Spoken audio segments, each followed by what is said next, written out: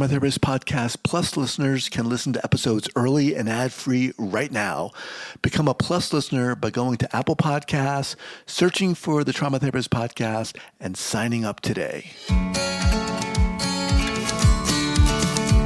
Welcome to the Trauma Therapist Podcast, a show about the incredible people dedicated to helping those who've experienced trauma. My name is Guy McPherson, and my mission is to raise the awareness of trauma and to inspire each of us to help those around us. Are you ready? Never. All right. Okay. Here we go. 5, 4, 3, 2, and 1. All right, folks, welcome back to the podcast. Very excited to have as my guest today, Dr. Bayo Akomolafe. Bayo, welcome. Thank you, brother. You're welcome. So Bayo, rooted with the Yoruba people in a more than human world, is a widely celebrated international speaker, post-humanist thinker, poet, teacher, public intellectual, essayist, and author of 2 books, including These Wilds Beyond Our Fences, Letters to My Daughter on Humanity's Search for a Home. He's a founder of the Emergence Network, a planet-wide initiative that seeks to convene communities in new ways in response to the critical civilizational challenges we face as a species. He's also the host of the post-activist course festival event titled We Will Dance with Mountains, and currently lectures at Pacifica Graduate Institute in California. Bayo, welcome to the podcast. Thank you, brother. So good to be here. Awesome. So before we get going, share with the listeners where you're from originally and where you are currently. I'm in Massachusetts now, in Great Barrington, just for a couple of months with my family. I'm, a number of things with Clark University, the Council of Uncertain Human Futures, and Schumacher Center for New Economics, where I'm appointed as the inaugural W.E.B. Du Bois Scholar in Residence. So, a couple of things have brought me here, and I'm constantly flying in and out of the United States from India, where I live with my family ordinarily. My wife is Indian. My family is mixed and confused. and that's just fine. But I come from Nigeria. I grew up in Nigeria. My family is home. In preparation for this, looking at the work you do, your website, one gets an impression of a certain focus, a certain message, a certain passion that comes forth. So I say that as an introduction to my next question, which is, what do you say to people when they ask you, what do you do? I think people have learned not to ask me that any longer because I often think of myself as first and foremost a partner to EJ, my life partner, my wife. She grounds me and makes everything possible. And I introduce that I'm a father or a becoming father. I haven't quite achieved fatherhood, right? It's not a trophy to be won. I'm still learning. So I like to situate myself on the spectrum of becoming. So I call myself a becoming father. But in other contexts, I might suggest that I like to think. I'm a thinker, a philosopher, a recovering academic. I think the vocation of public intellectualism is strong. The force is strong with me on that one, even though the traditional ideas of public intellectualism have to do with speaking truth to power and speaking to the public. I'm speaking to a public that hasn't shown up yet, which complicates issues, I guess. But I speak about sensitizing bodies to different kinds of realities that I think are obscured by our fascination with the one true one, which is what white modernity presupposes we have. Mm-hmm. So going a little deeper, say more about that last thing you just said there. Be more specific. I've heard that so many times, especially like just being more specific. Because I want to get at the core of what the hell what your message is. I don't know. What do you? I really don't. The thing is, I don't know what I do. I know. I just know that I'm being done by things. Okay. Often, I can give, I give snapshots of what is this thing that is doing itself, but I don't know how to professionalize myself and say, here's my card. I don't know how to. But yes, that other thing I said about gesturing to other worlds, maybe a good way to for the space of our conversation would be to refer to Octavia Butler. Octavia Butler has this beautiful sci-fi writer, one of the greatest, who she has this saying, yes, there's nothing new under the sun, but there are new suns. And that idea that the world, that what's normal, what's neurotypical, what's obvious is already a distraction, is already an obscuration of other potential kinds of worlds, is among the things that are core to my explorations, to my theorizations, which are radically incomplete and are still meandering and seeking. But I think it's opening up space for capacity and thought for people today, which I'm very grateful for. When and how did this start for you? This pursuit, this passion, this, lack of a better word, this calling? So, there was a crisis on my planet, and my father and mother, Jor-El, and they put me on a spaceship and sent me to planet Earth. I'm wondering if you're a nerd, like I am. I'm sure you're wondering, what's this guy saying? No, I'm not from Krypton. But it seems the conditions of my first tastes of philosophical desire, are, they're coterminous with the passing of my father. My father passed away, and he left a gaping hole in my heart and in my still emerging world philosophy. I grew up in a very Christocentric world in the south of Nigeria, and that was my world. It's just that I never really thought about it. It was just a background to things, even though I was quite people situate me on the autistic spectrum. I was quite a self-involved, very insular child because I was constantly on my own, not by choice, not by circumstance. So my father's passing just kicked something into gear. It started with my explorations of the limitations of my faith. I didn't start out trying to find the limitations. I just kind of happened upon it.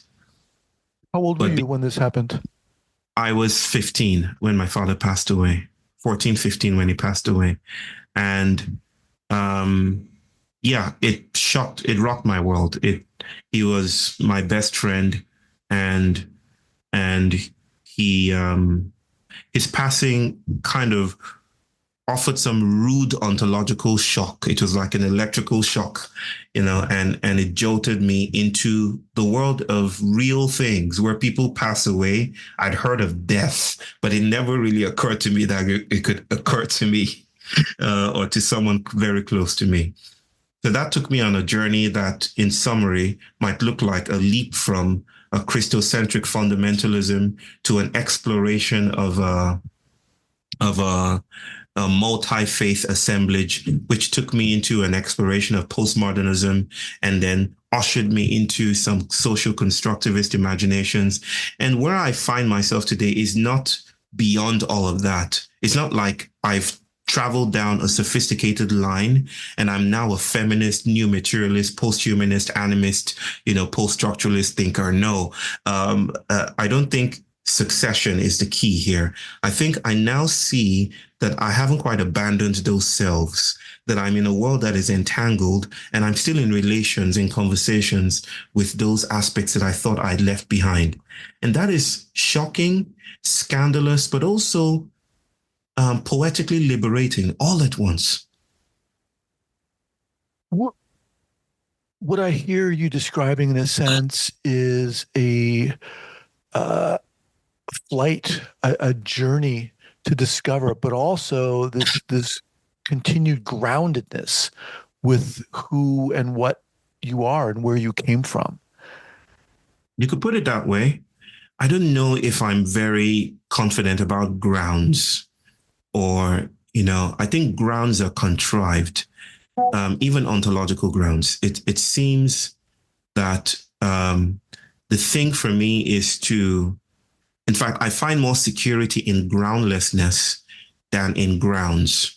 I was seeking grounds until I found that maybe the best form of groundedness is a groundlessness, right? That doesn't resolve itself in who I am really, authentically, or what I am, but in this quest to constantly, this pilgrimage that never ends, right? So it's a continuous seeking. It's an inquiry that never quite completes itself.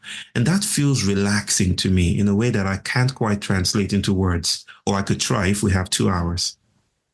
What is what is important to you when you get up in the morning? You talked about your relationships, daughter. Yes.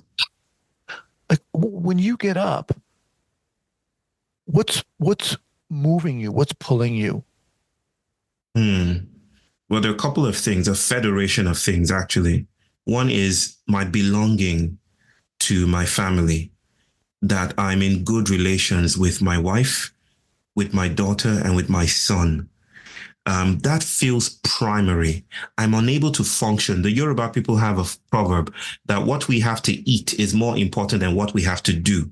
So that that they rank eating and and jiving and being well on an ontologically higher scale than any other thing that we can do.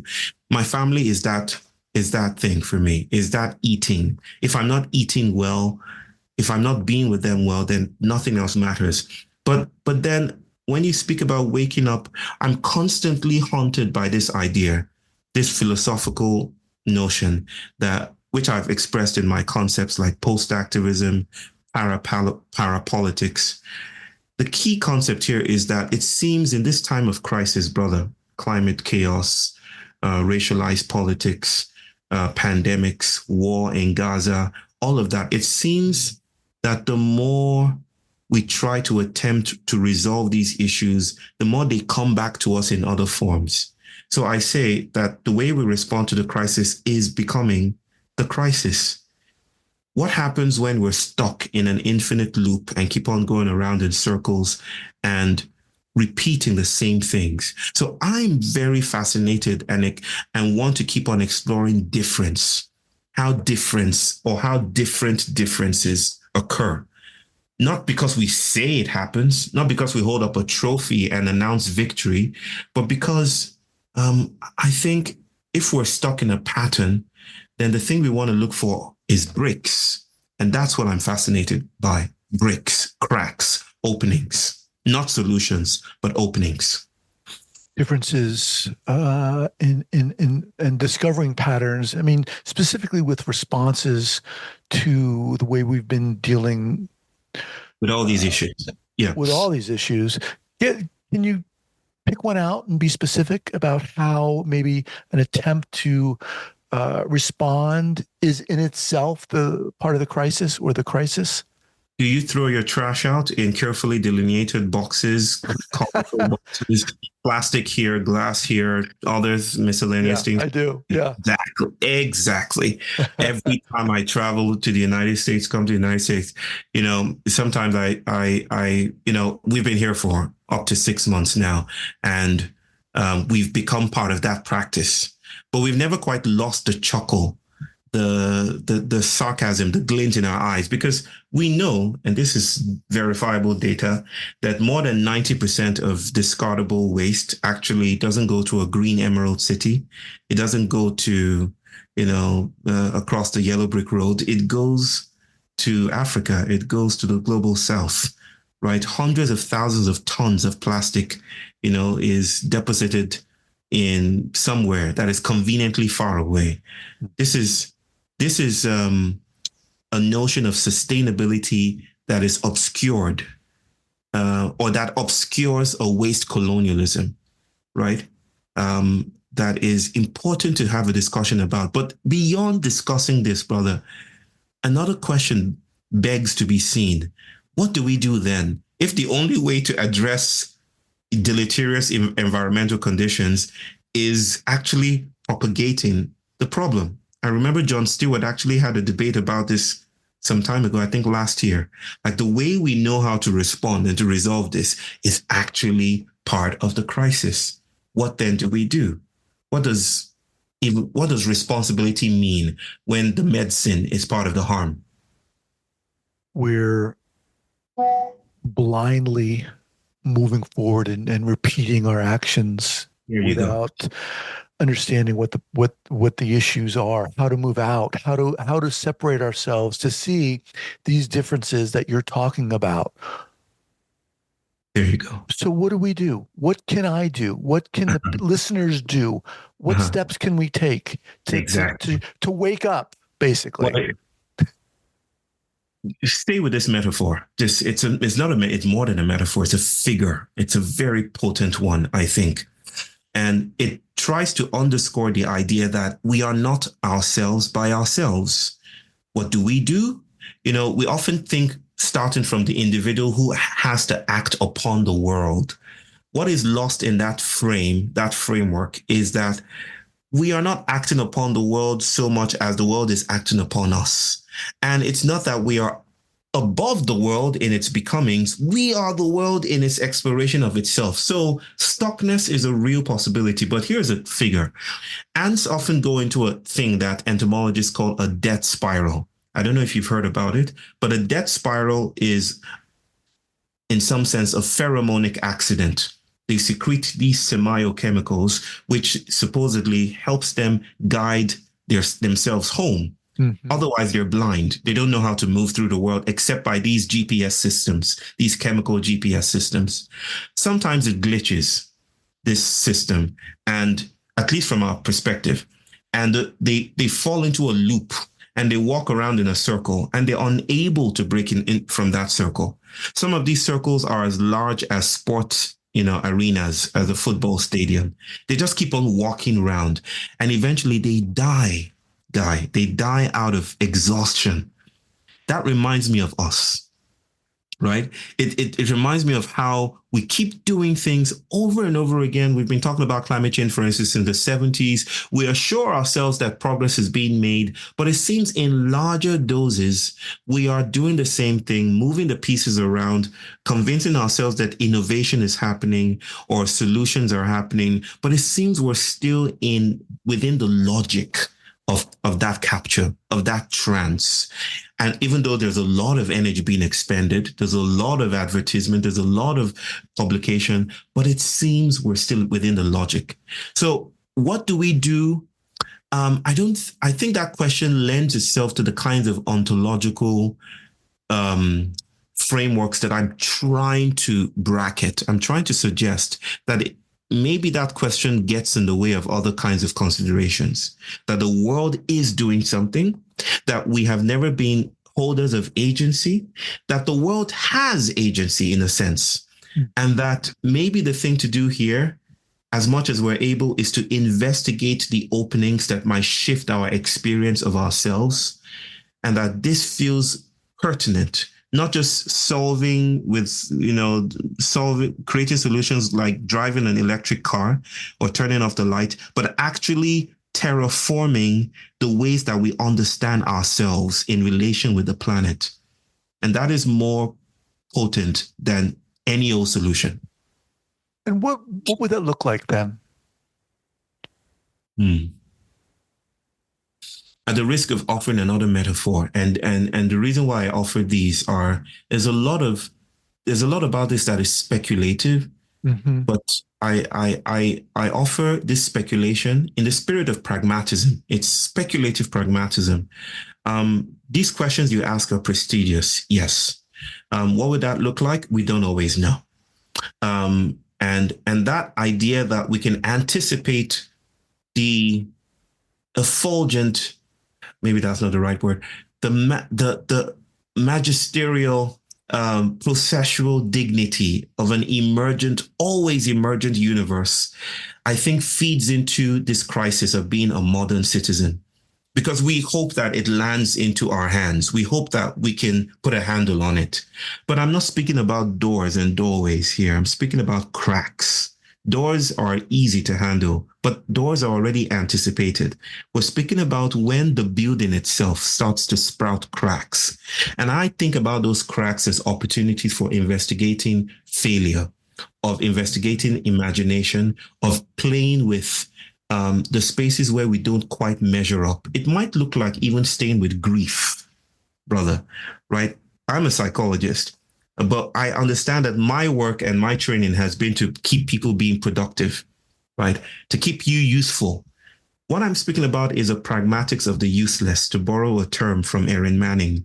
It's not useful, but its usefulness lies in its uselessness because it's not available for how we often get caught up in patterns. So grief is not useful. It is incredibly pathological in the eyes of many dominant institutionalized thought patterns. But I think having space for grief, for instance, might mark out a groove in the experiences we're sharing and open out new worlds for us. Grief on global level, individual level. Grief is never individual. It has never been. It's not, this is what psychologists call an external cognition, an external mind, right?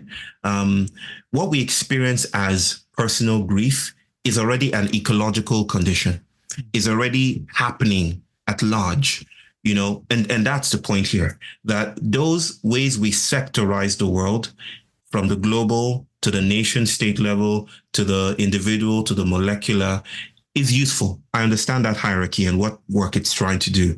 But I think those hierarchies break down under the weight of something that transversalizes them, that spills beyond them. And we're in a time of spillage. Mm-hmm. So that is what I feel this planetary research might look like. This planetary research is personal and it's not personal. It's both at the same time. So even viewing, for example, grief individually is in and of itself part of the issue, part of the challenge. There you go. And it has never been. Grief is territorial. It's not personal. So with our time remaining here. Yes. I want to shift gears a little here. And as you emerge and claim the role of father, what do you feel it's important to teach your kids? Well, I did share recently that I had a conversation with my daughter, and she had very strong opinions about some aspect of Indian society. I can share here that what she was talking about was, in her view, the colonial edifice of the caste system. She's only 11, but she has very, very strong opinions and well-considered opinions about, and she cares deeply about the marginalized and the oppressed. And so she felt this is wrong. I felt led in that moment to hold the beauty of what she was exploring, definitely not archiving it or banishing it or dismissing it, but to hold it in context of larger patterns that are emerging, and to offer her this idea not to get trapped in being correct, right? Because it's a trap. That I have the correct point of view. I wanted to offer her a vision of a world that is spilling and moving, a world that is not atomic or Newtonian, a world that is more processual, emergent, and diffracted. And so I'm learning to learn with my children about this world, this sensuous world that is not resolvable to atomic points. It's more a metaphysics of lines and seeking lines than it is a steady container of already wrong or correct opinions. And so this is complicated work, but I feel that it's needed, that we're losing nuance, for instance, in politics. We don't even know how to have a conversation any longer. It's that I have the right opinion and you're obviously wrong because I have that opinion. I don't want my children to participate in that kind of culture. So yes, that is something powerful for me. Maybe the last thing I'll say on that is my son is autistic. He is teaching me about losing my way. When people say, in order to find your way, you must lose it. And there's something about the ways that I'm relating with my son, the ways me and my wife are relating with our son, that is inviting us to lose our way and to find other kinds of worlds embedded in the ordinary that we think we already know. Damn.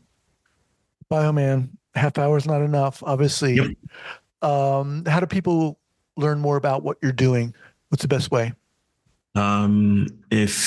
If you don't find me in a psychedelic session, you probably would find me. No, I haven't done psychedelics. I mean, if you don't find me in a dream or some, more than human highway, then you can check my website. Just type my name in Google and you can find stuff that I'm doing, I guess. Okay. All right. And we'll have that linked up. That's akomolafe.net. Yes. We'll have it linked up here at the show notes page at the traumatherapistpodcast.com. Bayo, appreciate it, man. Thank you so much. I'm going to think twice now when I'm separating out my trash and recycling. Even then, you will toss your trash. We are All right, brother. Take care. Thank you very much. Thank you.